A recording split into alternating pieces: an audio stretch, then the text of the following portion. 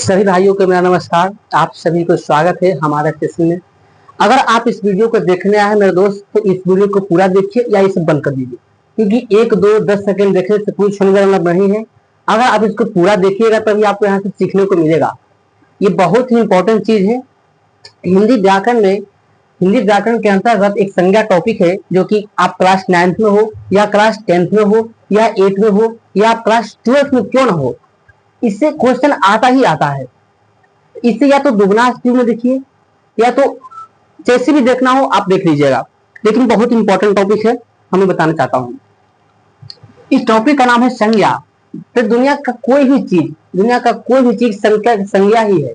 चाहे वो कोई वस्तु हो, चाहे स्थान हो, चाहे कोई चीज हो या कोई प्राणी हो, वो एक संज्ञा होता है। तो सबसे पहले स्टार्ट करेंगे कि संज्ञा कहते किसे हैं। तो संज्ञा किसी वस्तु स्थान, संज्ञा किसी भी वस्तु, चाहे दुनिया का कोई भी वस्तु क्यों ना हो, या स्थान हो या जाति हो, चाहे किसी भी प्रकार का जाति क्यों ना हो, वो एक संज्ञा के अंतर्गत आता है। तो फिर से मैं बोलता हूँ, संज्ञा किसी वस्तु, स्थान, जाति आदि या तो भाव, किसी व्यक्ति का किस प्रकार सा भाव है, कैसे बोलने का तरीका है, ये सब एक संज्ञा के अंतर्गत ही आता है। तो संज्ञा किसी वस्तु, स्थान, जाति आदि भाव को, नाम को संज्ञा कहते हैं। ये एक संज्ञा का परिभाषा होता है। संज्ञा कहते किसे हैं। तो संज्ञा किसी वस्तु, स्थान, जाति आदि भाव के नाम को संज्ञा कहते हैं। जैसे में एग्जांपल हो गया क्या, जैसे लड़का हो गया, लड़का जाति हो गया, नाम हो गया, नाम उनका राम, जैसे वर्ग, लड़कपन, दूध आदि, ये सब संज्ञा का एग्जाम्पल या उदाहरण के अंतर्गत है। अब सबसे बहुत इंपॉर्टेंट क्वेश्चन है कि संज्ञा कितने प्रकार के होते हैं। संज्ञा कितने प्रकार के होते हैं, हालांकि संज्ञा है तो क्या तो उसको प्रकार भी होगा ना। तो ये सबसे इंपॉर्टेंट क्वेश्चन है कि संज्ञा के 5 प्रकार होते हैं। संज्ञा का 5 प्रकार होते हैं। अब इसमें से जब भी क्वेश्चन, ये क्वेश्चन 10th में और 12th परीक्षा में पूछा गया क्वेश्चन है कि संज्ञा कितने प्रकार के होते हैं। संज्ञा बेसिकली 5 प्रकार के होते हैं। संज्ञा 5 प्रकार के होते हैं। अब बोलेंगे कौन कौन संज्ञा होते हैं। तो सबसे पहले, ये कोई क्रम संख्या के अंतर्गत नहीं, आप किसी को आगे पीछे लिख सकते हैं। मैं पहले लिखा हूं जातिवाचक संज्ञा। अगर बोलेगा कि जातिवाचक संज्ञा किसे कहते हैं, मैं यहाँ पर कोई परिभाषा नहीं लिखाया हूँ, बल्कि मैं एग्जाम्पल से समझाया हूँ। और परीक्षा में आपका एग्जाम्पल ही पूछता है, या तो 10th का परीक्षा हो या 12th का परीक्षा हो या 8 का चाहे 9th का, क्योंकि आजकल परीक्षा का पैटर्न क्या ऑब्जेक्टिव बेस्ड। हालांकि मैं बता देता हूँ इसका मतलब परिभाषा, आप अगर चाहेंगे तो लिख भी सकते हैं, मैं आराम से बोलूंगा। बोला कि जातिवाचक संज्ञा। तो जातिवाचक संज्ञा किसी जिस व्यक्ति वस्तु स्थान से जाति भर का बोध हो, जिस व्यक्ति वस्तु स्थान से जाति भर का बोध हो, उसे जातिवाचक संज्ञा कहते हैं। जैसे मैं जाति में बताता हूँ नाम। जैसे लड़का की जाति हो गया, ये एक लड़का जाति होता है। दूसरी औरत प्रकार की जाति होती है। पूरे एक औरत के नाम लेने से पूरी औरत का बोध होता है, उसे जातिवाचक संज्ञा कहते हैं। लड़का कहने से पूरे लड़के का बोध होता है, इसे मैं पूरे लड़के जाति का बोध होता है। और किताब कहने से ये कोई नहीं दर्शा सकता है कि कौन सा किताब है, बल्कि पूरे किताब का बोध होता है, उसे मैं जातिवाचक संज्ञा कहता हूँ। जातिवाचक संज्ञा समझने के लिए कह सकते हैं कि एक व्यक्ति के नाम लेने से पूरे व्यक्ति का बोध हो, बल्कि जातिवाचक संज्ञा के अंदर आता है। फिर आता है व्यक्तिवाचक संज्ञा। जिस संज्ञा से किसी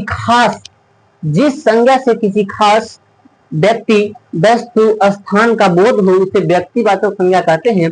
जैसे में राम को कहने से एक खास व्यक्ति का बोध होता है। जैसे सीता को बोलने से एक खास महिला सीता का बोध होता है। रामायण को बोलने से एक रामायण पुस्तक का बोध होता है। ये सब व्यक्तिवाचक संज्ञा के अंतर्गत आता है। अगर आपसे परीक्षा में पूछा जाए कि व्यक्तिवाचक संज्ञा, अगर 4 वो आपको मतलब कि एग्जाम्पल रहेगा, उसमें से बोलेगा व्यक्तिवाचक संज्ञा कौन है, तो आप इस तरह से परिभाषा के अंतर्गत उसको समझकर आप उसको जवाब को दे सकते हैं। फिर तीसरे में आता है समूहवाचक संज्ञा। तो जिस संज्ञा से समूह और भीड़ का बोध हो, इससे आप पता चलता होता है कि समूह का मतलब क्या होता है। इस समूह का मतलब ही होता है कहीं समूह, भीड़, सभा, इससे समूहवाचक संज्ञा कहते हैं। जैसे सेना हो गया, सेना समूह में चलता है, बल्कि एक व्यक्ति जा रहा है या एक सैनिक जा रहा है, उसे सेना नहीं कह सकते हैं।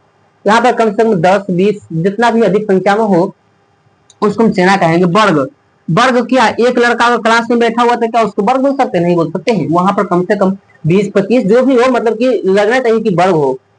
फिर हो गया सभा, सभा में एक दो व्यक्ति नहीं होता है बल्कि हजारों के हजारों सभा में होती है, उसे में समूहवाचक संज्ञा कहते हैं। जहां भीड़ का बोध हो समूहवाचक संज्ञा कहते हैं। और भी एग्जाम्पल है इत्यादि। फिर आता है भाववाचक संज्ञा।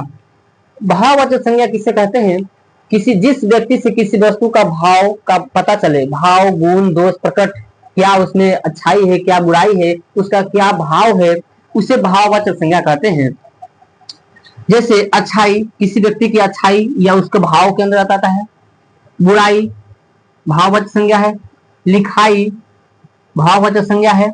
और सबसे अंतिम आता है द्रव्यवाचक संज्ञा, जिस संज्ञा से किसी वस्तु को मापने और तौलने का बोध हो उसे द्रव्यवाचक संज्ञा कहते हैं। जैसे सोना, इसको हम नाप सकते हैं, तौल भी सकते हैं, इसे द्रव्यवाचक संज्ञा कहते हैं। चांदी, इसको हम तौल भी सकते हैं और माप भी सकते हैं कितने ग्राम है क्या है। जो मोती, ये सब भाववाचक संज्ञा के अंतर्गत द्रव्यवाचक संज्ञा के अंतर्गत आता है। तो आज मैं यहाँ तक ये चीज को बताया हूँ। अगर किसी भी प्रकार का कहीं भी आप सभी से अनुरोध है कि इस वीडियो को पूरा देख लीजिएगा, 1 से 2 बार जरूर देखिएगा, क्योंकि एक बार में कोई चीज आपको नहीं मिल सकता है। कम से कम 2 बार देखिएगा, चाहे भी दुगना तुम देखिए चाहे जैसे भी देखिए, लेकिन जरूर देख लीजिएगा। अगर आपको कहीं दिक्कत है तो मैं फिर से मैं बोल देता हूँ। संज्ञा का सामान्य अर्थ होता है नाम, चाहे दुनिया का कोई भी वस्तु हो, कोई भी स्थान हो, कोई भी नाम हो, चाहे कोई भी व्यक्ति हो, वो सब संज्ञा के अंतर्गत आता है। तो संज्ञा का परिभाषा होता है, संज्ञा किसी वस्तु स्थान जाति आदि भाव नाम को संज्ञा कहते हैं। जैसे लड़का, राम, वर्ग, लड़कपन, दूध आदि, ये सब संज्ञा के एग्जाम्पल है। संज्ञा के प्रकार, दूसरा क्वेश्चन होता है संज्ञा का प्रकार। संज्ञा 5 प्रकार का होते हैं। ये बहुत इंपॉर्टेंट क्वेश्चन है, ये 10th और 12th दोनों एग्जाम में पूछा गया है। और संज्ञा के 5 प्रकार कौन कौन है, तो होता है जातिवाचक संज्ञा, व्यक्तिवाचक संज्ञा, समूहवाचक संज्ञा, भाववाचक संज्ञा और द्रव्यवाचक संज्ञा। पहला है जातिवाचक संज्ञा, जिस संज्ञा से पूरी जाति भर का बोध हो उसे जातिवाचक संज्ञा कहते हैं। जैसे लड़का, औरत, किताब आदि। दूसरा व्यक्तिवाचक संज्ञा, जिस व्यक्ति से किसी खास व्यक्ति वस्तु स्थान का बोध हो उसे व्यक्तिवाचक संज्ञा कहते हैं। जैसे राम, सीता, रामायण इत्यादि। समूहवाचक संज्ञा, जिस संज्ञा से किसी समूह, एक पूरा समुदाय या समूह का बोध हो उसे समूहवाचक संज्ञा कहते हैं। जैसे सेना, वर्ग, सभा।